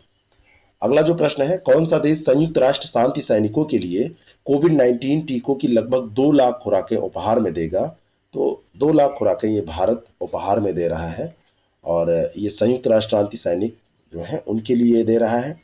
और 12 अभियानों में सेवारत ये 85,782 संयुक्त राष्ट्र सैनिक हैं, शांति सैनिक, उनको ये भारत गिफ्ट कर रहा है। गर्भपात अवकाश कानून को पारित करने वाला भारत के अलावा दूसरा देश कौन सा है? तो भारत में ये है ही है, और साथ में इसके साथ न्यूजीलैंड ने भी इस कानून को पारित कर दिया है। इसमें पेड छुट्टी का अधिकार दिया गया है, यानी कि भुगतान सहित छुट्टी मिलेगी इसमें। और दुनिया का केवल दूसरा देश, भारत के अलावा न्यूजीलैंड दूसरा देश है। हाल ही में कहां पर Indo Korean bilateral friendship park का उद्घाटन किया गया? ये उद्घाटन किया गया है दिल्ली कैंट में। इंडो कोरियन, ध्यान रखिएगा, इंडिया और कोरिया का। 1950 से 1953 के कोरियाई युद्ध में भारतीय शांति सैनिकों के योगदान को मनाने के लिए यह मैत्री पार्क बनाया गया है। हाल ही में भारत के मुख्य न्यायाधीश शरद ए बोबडे ने किसे उच्चतम न्यायालय के अगले मुख्य न्यायाधीश के रूप में नियुक्त करने की सिफारिश की? अब यहाँ पर देखिए, इससे आपको पता चल रहा है कि जो मौजूदा न्यायाधीश होते हैं वो अगले की सिफारिश करते हैं। तो ये न्यायमूर्ति NV रमन है जिनकी सिफारिश की गई है। 24 अप्रैल को ये 48वें मुख्य न्यायाधीश के रूप में कार्यभार ग्रहण करेंगे, जस्टिस रमन। हाल ही में ग्राम उजाला कार्यक्रम की शुरुआत की गई है, पहला स्टेटमेंट है, और इस कार्यक्रम के अंतर्गत ग्रामीण क्षेत्रों में 20 रुपये प्रति बल्ब की सस्ती कीमत पर उच्च गुणवत्ता वाले LED बल्ब वितरित किए जाएंगे। तो यहाँ पर ये पहला तो सही है, बिल्कुल सही है, लेकिन जो दूसरा यहाँ पर दिया हुआ है 20 रुपये नहीं है, ये 10 रुपये में उपलब्ध कराए जाएंगे। तो यहाँ पर जो 20 रुपये दिया हुआ है इसकी जगह अगर 10 रुपये होता तो ये सही होता। LED बल्ब 10 रुपये में दिए जाएंगे। सिग्मोत्सव अथवा सिग्मो उत्सव भारत के किस राज्य में मनाया जाता है? तो ये सिग्मोत्सव जो मनाया जाता है ये गोवा में मनाया जाता है। और अभी हाल में क्या किया गया है, कोविड-19 के कारण पणजी, पोंडा और मापसा तक ही इसको सीमित कर दिया गया है, इस उत्सव को। और गोवा के आदिवासी समुदाय द्वारा धान की समृद्ध और सुनहरी फसल के लिए ये मनाया जाता है। आईएसएसएफ शूटिंग वर्ल्ड कप में महिलाओं की 25 मीटर पिस्टल टीम स्पर्धा में भारत ने कौन सा पदक जीता? तो भारत ने इसमें स्वर्ण पदक जीता है। क्या जीता है? स्वर्ण पदक जीता है 25 मीटर पिस्टल टीम स्पर्धा में। आईएसएसएफ जो शूटिंग वर्ल्ड कप हुआ उसमें चिंकी यादव, मनु भाकर और राही सरनोबत इस टीम में शामिल थे। हाल ही में किसे भारतीय विशिष्ट पहचान प्राधिकरण का मुख्य कार्यकारी अधिकारी या सीईओ नियुक्त किया गया है? तो इनका नाम है सौरभ गर्ग। आधार जहां से जारी होता है। अगला जो प्रश्न है, किस देश की संसद ने अपने वर्तमान राष्ट्रपति को 2024 से 2 और कार्यकालों के लिए सक्षम बनाने के लिए एक विधेयक पारित किया? तो ये रूस में ही ये सब हो ही रहा है, लगातार आप देख ही रहे हैं। तो ये है रूस, वहां के राष्ट्रपति हैं व्लादिमीर पुतिन। तो 2024 से शुरू होने वाले 2 और कार्यकालों के लिए ये अब एलिजिबल हो गए, सक्षम हो गए। हाल ही में एक अध्ययन के अनुसार भारत में दर्ज की जाने वाली गर्मी की लहरें किस क्षेत्र के गर्म होने के कारण होती हैं? तो ये माना जा रहा है कि ये आर्कटिक क्षेत्र में गर्म होने के कारण ये जो हीट वेव्स चलती हैं ये होती हैं, और गर्मी की लहरें आर्कटिक क्षेत्र की गर्मी के कारण हो सकती हैं। और यहाँ पर ये इम्पॉर्टेंट है कि large scale connection to deadly Indian heat waves, ये भारत और ब्राजील के शोधकर्ताओं ने एक रिपोर्ट जारी की है, उसमें ये बात कही गई है। एसबीआई की हालिया रिपोर्ट के अनुसार भारत की दूसरी कोविड लहर कितने दिनों तक चल सकती है? तो ये 100 दिनों तक चलने की बात ये की गई है, एसबीआई ने की है, जो कि इसने शुरुआत माना है कि 15 फरवरी से 100 दिनों तक चल सकती है। खेलो इंडिया योजना को किस वित्तीय वर्ष तक बढ़ाया गया? तो अभी हमने इसको डिस्कस ही किया था, ये 25-26 ये दूसरे रूप में रिपीट हो रहा है। 2020-21 तक था, तो इसको 25-26 तक बढ़ा दिया गया। पाकल दुल जल विद्युत परियोजना भारत के किस केंद्र शासित राज्य या केंद्र शासित प्रदेश में प्रस्तावित है?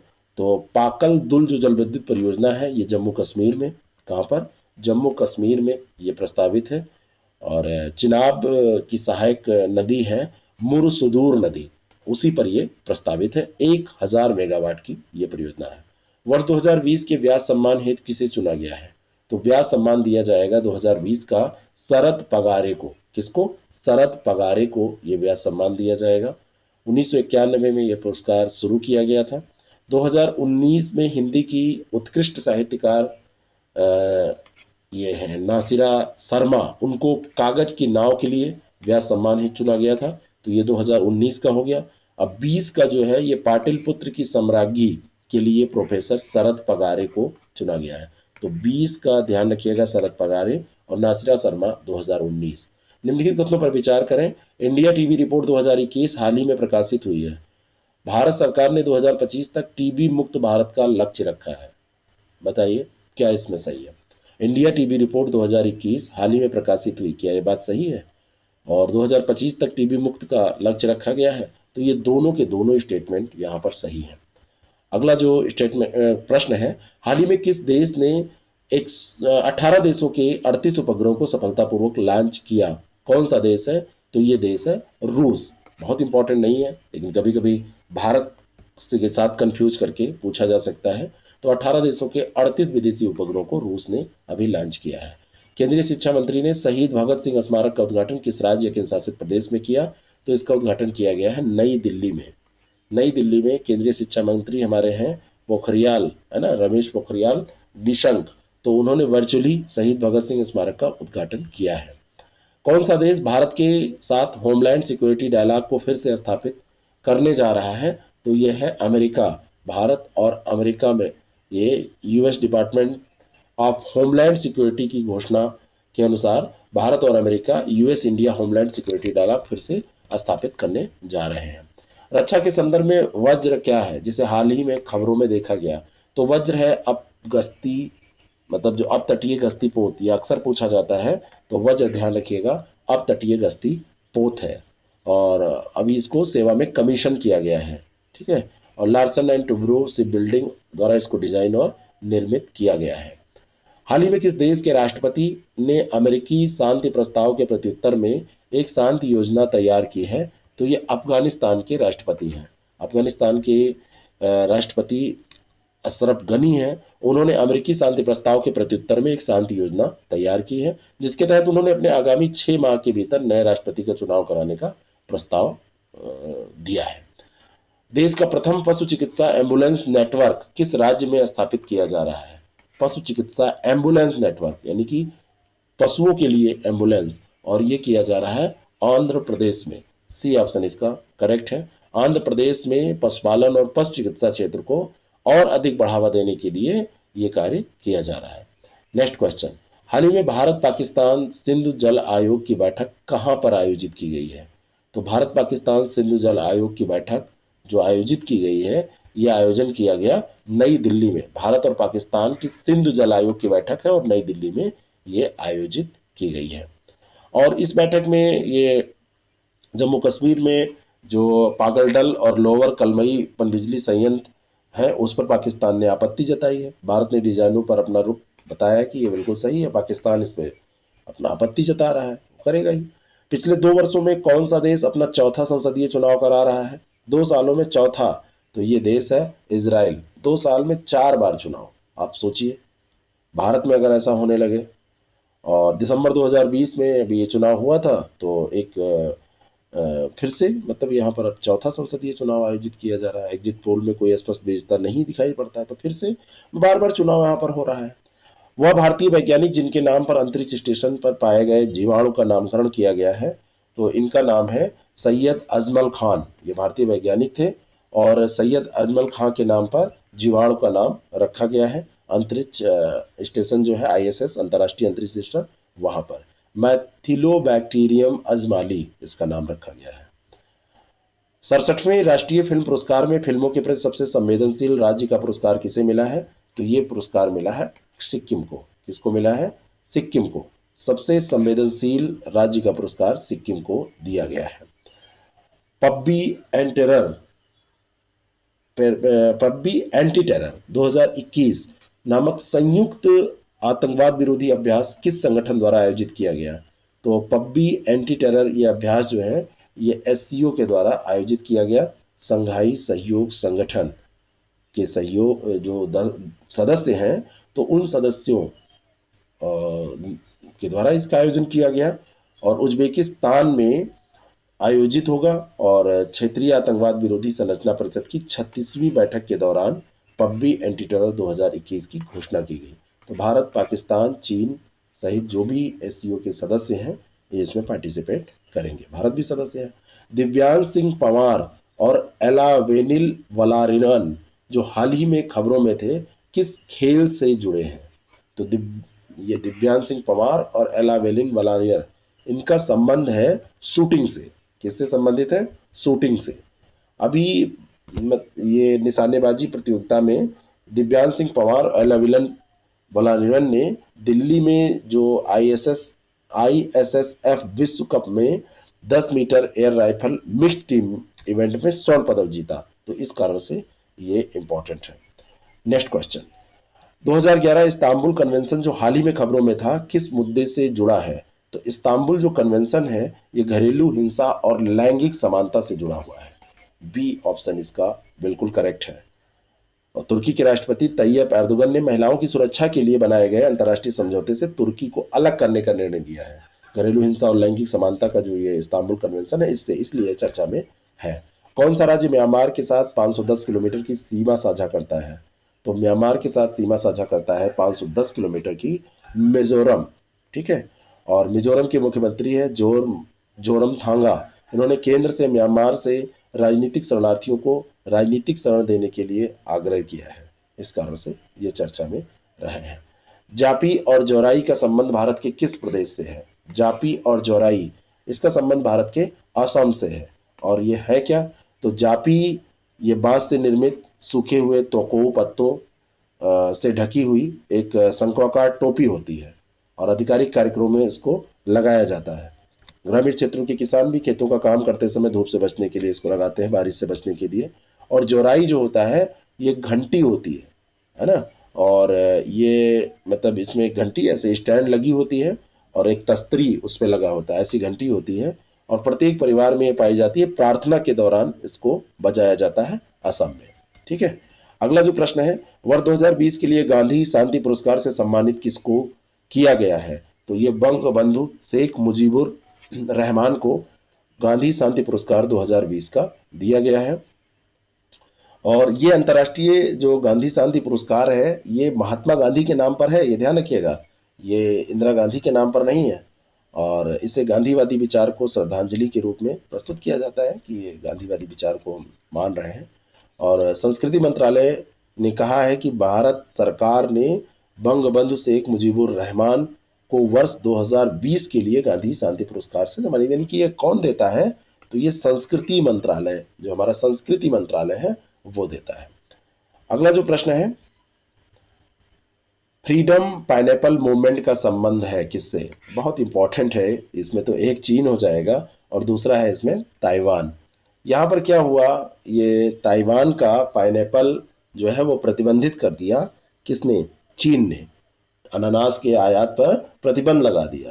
तो यहाँ फिर एक फ्रीडम पाइनएप्पल अभियान शुरू हो गया, ट्विटर पर ट्वीट किया गया।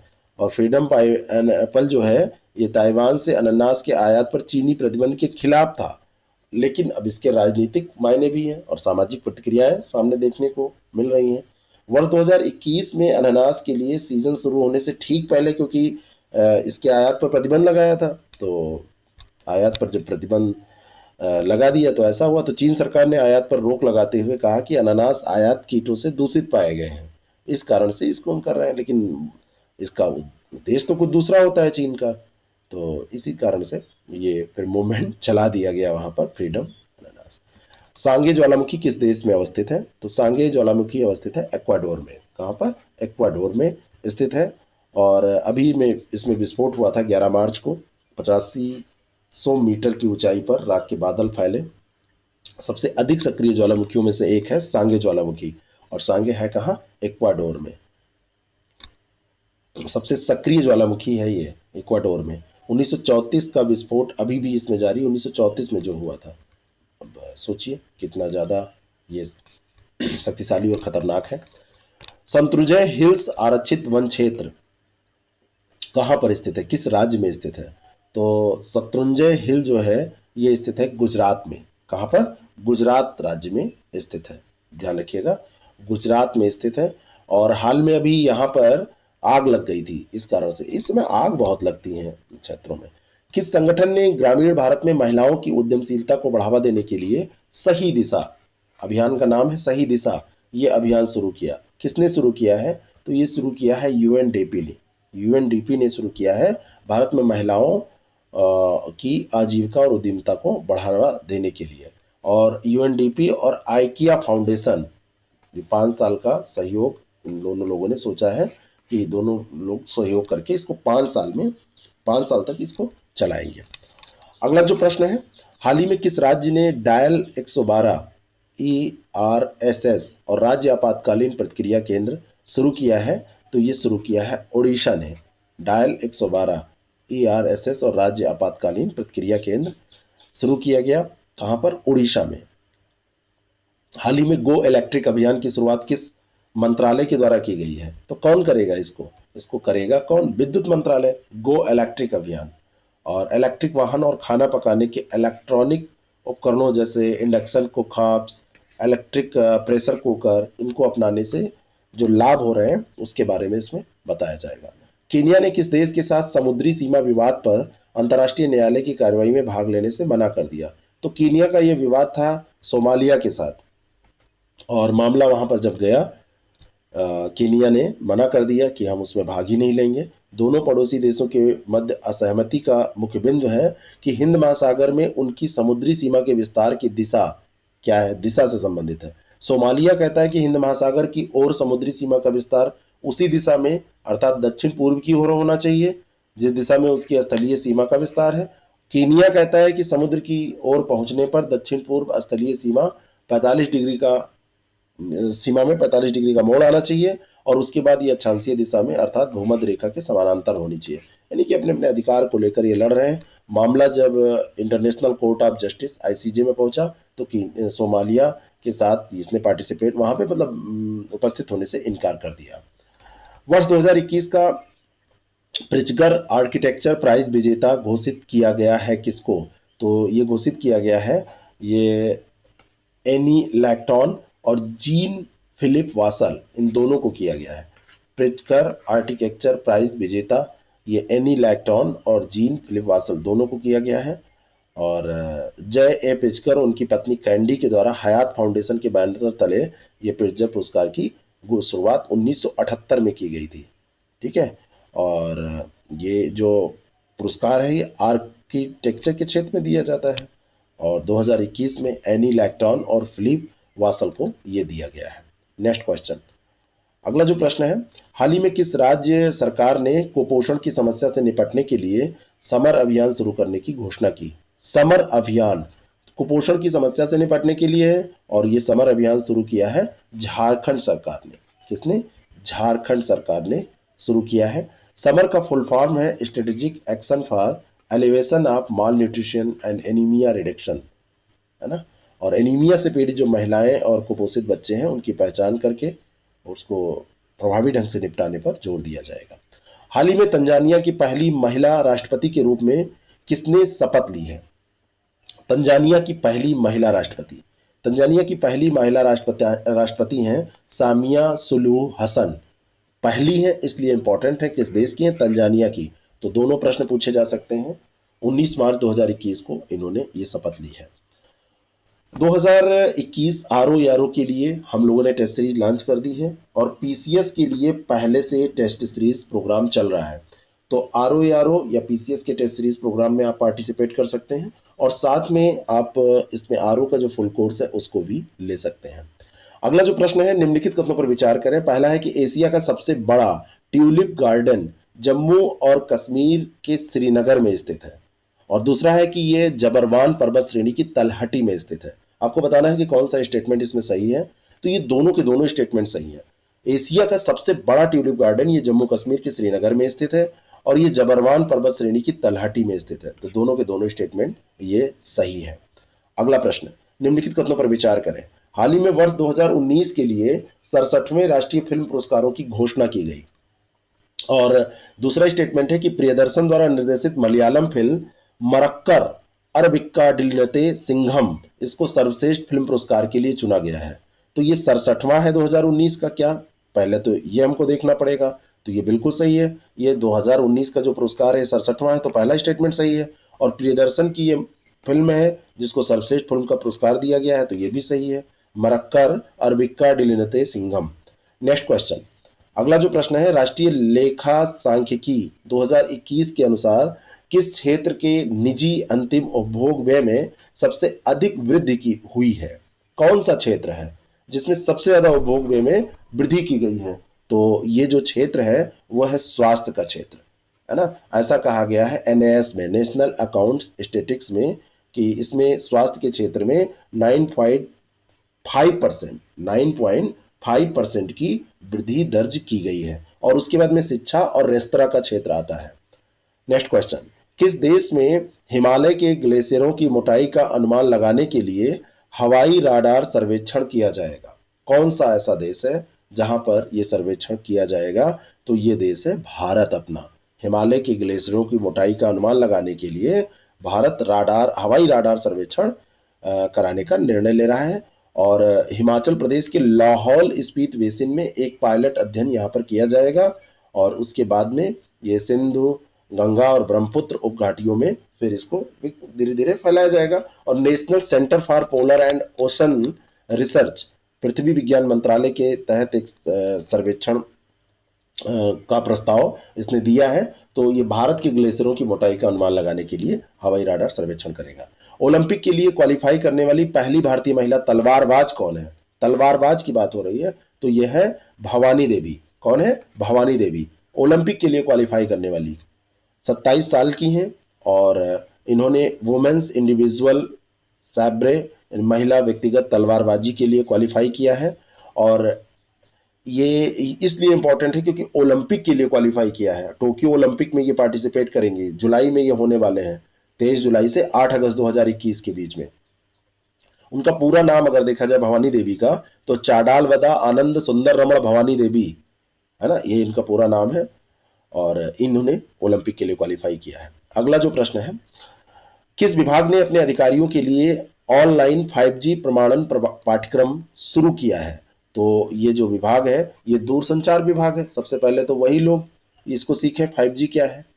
विशेषज्ञ और नीति निर्माताओं का एक इन हाउस पूल बनाना इसका उद्देश्य है 5G विशेषज्ञों का, और ये प्रमाणन पाठ्यक्रम अभी शुरू किया गया है। हबल टेलीस्कोप के उत्तराधिकारी के रूप में नासा, ESA और CSA द्वारा किस टेलीस्कोप का निर्माण किया जा रहा है? तो हबल टेलीस्कोप के उत्तराधिकारी के रूप में James Webb space telescope, James Webb space telescope का निर्माण किया जा रहा है नासा, ESA और CSA के अधिकारियों मतलब द्वारा, इनके वैज्ञानिकों के द्वारा निर्णय लिया गया कि जेम्स वेब टेलीस्कोप उसका स्थान लेगा। ठीक है। अगला जो प्रश्न है, निम्नलिखित में से किसे पुनः 2021 के लिए संयुक्त राष्ट्र के बाहरी लेखा परीक्षकों के पैनल के अध्यक्ष के रूप में नियुक्त किया गया? तो यह है गिरीश चंद्र मुर्मू। कौन है? गिरीश चंद्र मुर्मू। बाहरी लेखा परीक्षक किसका? संयुक्त राष्ट्र का, उसके पैनल के अध्यक्ष बनाए गए हैं गिरीश चंद्र मुर्मू। ठीक है, ध्यान रखिएगा। भारत के नियंत्रक और महालेखा परीक्षक है गिरीश चंद्र मुर्मू, तो वो भी कार्य करेंगे। जीवन यापन सुगमता सूचकांक 2020 रैंकिंग के अंतर्गत मिलियन प्लस आबादी की श्रेणी के किस शहर ने सर्वश्रेष्ठ प्रदर्शन किया है? जीवन यापन सुगमता सूचकांक है और मिलियन प्लस में किसने सबसे अच्छा प्रदर्शन किया है? तो यह है बेंगलुरु। कौन है? बेंगलुरु शहर। बेंगलुरु जो शहर है इसने यानी मिलियन प्लस यानी 10 लाख से अधिक आबादी वाली श्रेणी में सर्वश्रेष्ठ प्रदर्शन करने वाले शहर के रूप में अपने को दर्ज कराया है। और इसके बाद पुणे, अहमदाबाद, चेन्नई, सूरत, नवी मुंबई, ये सब भी इसमें आते हैं। लेकिन एक इंपॉर्टेंट इसमें यह है कि 10 लाख से कम आबादी वाले क्षेत्र में देखा जाए तो शिमला जीवन यापन सुगमता में सर्वोच्च स्थान पर रहा है। नेक्स्ट क्वेश्चन, निम्नलिखित कथनों पर विचार करें। दो स्टेटमेंट है। इक्रिसैट एक अंतर्राष्ट्रीय संगठन है जो ग्रामीण विकास के लिए कृषि अनुसंधान में शामिल है, और दूसरा है कि इस संगठन का मुख्यालय हैदराबाद के पाटन चेरू में स्थित है। इक्रिसैट, दोनों स्टेटमेंट ध्यान से पढ़िए। पहला इसमें दिया हुआ है कि कृषि अनुसंधान में ये शामिल है ग्रामीण विकास के लिए, बिल्कुल सही है, और इसका मुख्यालय पाटन चेरू में है, हैदराबाद में, ये भी सही है। तो दोनों के दोनों स्टेटमेंट सही है इक्रिसैट के बारे में। नेक्स्ट क्वेश्चन, कोविड-19 टीकों को मित्र देशों तक पहुंचाने की भारत की पहल का नाम क्या है? बहुत सारे देशों को टीका भारत दे रहा है, तो इसका नाम है वैक्सीन मैत्री। क्या नाम रखा गया है? वैक्सीन मैत्री। इंपॉर्टेंट क्वेश्चन है। कोविड-19 टीकों को मित्र देशों तक पहुंचाने की पहल। भूटान और मालदीव टीके पाने वाले पहले देश बने हैं, और उसके बाद बांग्लादेश, नेपाल, म्यांमार और सेशल्स, इसमें भी ये भारत देगा टीका। अगला जो प्रश्न है, हाल ही में किस देश में सार्वजनिक रूप से चेहरे को ढकने पर प्रतिबंध लगाने के संदर्भ में एक जनमत संग्रह आयोजित कराया गया? तो ये देश है स्विट्जरलैंड। स्विट्जरलैंड में सार्वजनिक रूप से चेहरे को ढकने पर प्रतिबंध लगाने के संदर्भ में एक जनमत संग्रह कराया गया है, और कम मतलब इसमें कम अंतर के साथ प्रतिबंध लगाने के पक्ष में मतदान किया गया। और इसमें मुख्य रूप से जो मुस्लिम महिलाएं जो बुर्का से अपना चेहरा नकाब पहनकर ढकती हैं उन पर प्रतिबंध लगाना था। और अपवाद केवल इसमें यह है कि पूजा स्थलों और अन्य धार्मिक स्थलों पर पूरे चेहरे को ढकने की अनुमति दी गई है, बाकी सार्वजनिक स्थल, पब्लिक प्लेस पे आप ऐसा नहीं कर सकते हैं। मिलियन प्लस जनसंख्या श्रेणी में ईज ऑफ लिविंग इंडेक्स 2020 के अनुसार कौन सा शहर सर्वश्रेष्ठ शहर के रूप में उभरा है? मिलियन प्लस श्रेणी में ईज ऑफ लिविंग इंडेक्स 2020, तो अभी मैंने बताया ये बेंगलुरु है। ये क्वेश्चन दूसरे रूप में ये रिपीट हो गया है। अगला जो प्रश्न है, भारतीय भूमि बंदरगाह प्राधिकरण किस केंद्रीय मंत्रालय के तहत काम करता है? तो भूमि बंदरगाह प्राधिकरण जो है इसका मंत्रालय क्या होगा, आप बताइए? तो ये मंत्रालय है गृह मंत्रालय। यहाँ पर आप ऑप्शन सही से पढ़िए तो वैसे भी आपको आ जाएगा। तो भारतीय भूमि बंदरगाह प्राधिकरण की स्थापना 2012 में की गई थी, और एक वैधानिक निकाय है जो गृह मंत्रालय के अधीन काम करता है। भारत में जो सीमा और संरचना का निर्माण है, उन्नयन है, उसका रखरखाव, प्रबंधन, ये सारी जिम्मेदारी इसकी होती है। ठीक है। और अभी क्योंकि 2012 में स्थापना हुई थी तो 9वां स्थापना दिवस 1 मार्च को इसने मनाया है। तो ये करंट अफेयर का 160 प्रश्न हमने डिस्कस किया। ये आपको कैसा लगा जरूर बताएं। मंथली करंट अफेयर की जो बुकलेट है, जो मैगजीन है, उसको आप प्राप्त कर सकते हैं हमारे टेलीग्राम चैनल से। और साथ में हमने इसके लिए एक ये भी कोशिश की है कि आपको जल्द ही इसको ऐप पर भी प्रोवाइड करा दिया जाए, वेबसाइट पर दे दिया जाए, और जितने भी ग्रुप्स हैं उसमें आप इसको शेयर कर सकते हैं, लोगों तक पहुंचा सकते हैं। आप अपना कमेंट जरूर करें, ये आपको कैसा लगा, बुकलेट कैसी लगी। और बाकी अगर आप किसी कोर्स से जुड़ना चाहते हैं तो आप 6307281212 पर कांटेक्ट करें, और अपना ऐप भी डाउनलोड करके खुद से आप सब्सक्रिप्शन ले सकते हैं। Thank you so much. बाकी 1 से 3 लाइव क्लास जो IAS प्रेप एकेडमी पर चलती है और दूसरी क्लास जो ओम पांडे चैनल पर चलती है RO के लिए, उसमें आप सादर आमंत्रित हैं, उसका लाभ उठा सकते हैं। Thank you very much.